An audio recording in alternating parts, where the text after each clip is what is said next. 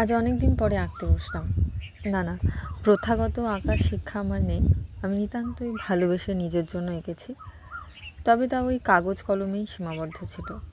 কিছুদিন আগে কি মনে হতে একটা সাদা ফেব্রিক কালার, একটি তুলি আর কালো আর্ট পেপার কিনে আনলাম।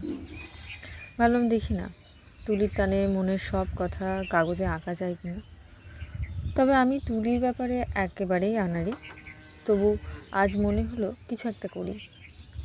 তাই আলপনা দেওয়ার চেষ্টা করেছি মাত্র, ভুল ত্রুটি মার্জনী। তবে বেশ ভালো লেগেছে, মনটা অনেক শান্ত হয়ে এসেছে তুলির এক একটা টানে। এই আনাড়ি হাতে যা মনে হয়েছে এঁকেছি। বহুদিন আলপনা দিই না।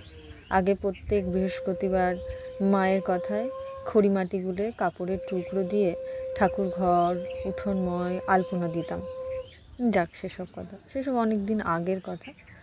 আবার নতুন করে আজ দিলাম আলপনা। তবে কতটা কি হলো আমি জানি না। তবে আমি নিজের আনন্দেই এটা করেছি এবং আপনারাও জানাবেন কেমন লাগলো।